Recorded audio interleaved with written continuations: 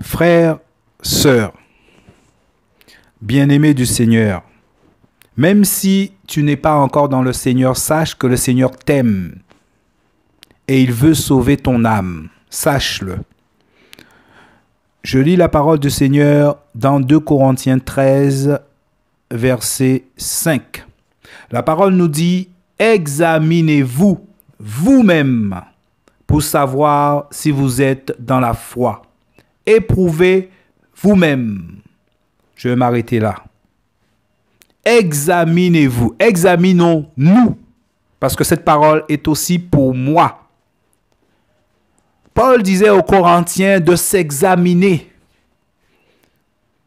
parce que les Corinthiens, mes amis, étaient dans toutes sortes de pratiques que nous n'allons pas définir dans ce petite exhortation. Mais ce message est pour nous. Nous devons nous examiner, frères, sœurs, bien-aimés, pour savoir est-ce que nous sommes encore dans la foi. Qu'est-ce que ça peut bien vouloir dire? Le Seigneur nous demande de nous examiner. En fait, ce que le Seigneur nous demande, mes amis, c'est de veiller à notre comportement, de veiller à ce que nous disons, de veiller à ce que nous regardons, de veiller à là où nous allons, avec qui nous marchons. Voyez? Et de veiller et de regarder par rapport à la parole qui est Jésus-Christ, de veiller, de comparer, frères, sœurs, et de voir si toutes ces choses que nous faisons est conforme à la parole de Dieu, qui est Jésus. Si ce n'est pas le cas, c'est que nous avons quitté le chemin de la droiture. Nous avons quitté le chemin de la vérité. Ça veut dire que nous ne gardons plus la parole de Dieu, qui est Jésus. Ça veut dire que nous nous sommes égarés.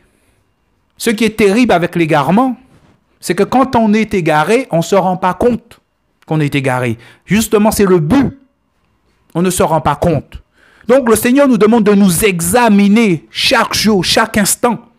J'ai une pensée, Seigneur. Ah non, ça ne vient pas du Seigneur. Au nom de Jésus, je chasse cette pensée. Si je vais là, je sais. Parce que le Seigneur nous avertit à l'avance. Vous voyez? Donc, je n'y vais pas. Si nous regardons ces choses, nous savons que des pensées vont venir. Donc, nous allons préférer de ne pas regarder. Si nous disons ça, nous pensons que nous allons blesser quelqu'un. Donc, nous ne le disons pas. Nous le gardons. David disait, il a fermé sa bouche devant le méchant pour que sa bouche ne le permet pas de pécher contre Dieu. Alors c'est ça, frères, sœurs. Examinons-nous chaque jour. C'est ça le rôle d'un enfant du Seigneur. Voyez? Examinons-nous chaque jour. Mais pour s'examiner, il faut comprendre qu'il faut prendre connaissance de ce qui est bon. C'est-à-dire la parole de Dieu. Parce que c'est la parole, mes amis, qui nous permet de discerner le bien du mal et de choisir le bien. Si nous ne lisons pas la parole ne peut pas nous laver. Il ne peut pas nous purifier. Et au moment où viendra le discernement, nous n'allons pas nous rendre compte, mes amis. Non, nous n'allons pas nous rendre compte que là, c'était le mensonge. Et nous allons quitter le chemin de la vérité, quitter Jésus, parce qu'il est le chemin, il est la vérité, pour entrer sous l'autre chemin. Parce que nous savons qu'il y a 2 chemins possibles.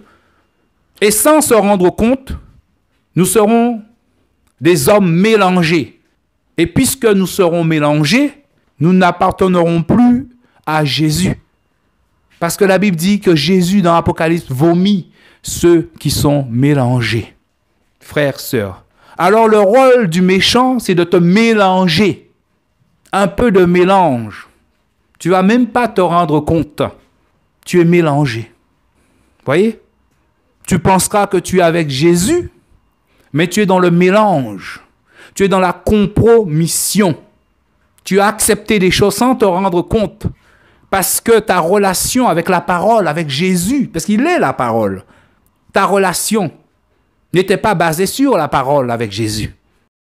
Peut-être que ta relation était basée sur des audios, des vidéos, des hommes, des exhortations des hommes, mais pas avec l'intimité, pas dans l'intimité avec Jésus, pas sur la parole biblique, pas avec Jésus qui est la parole.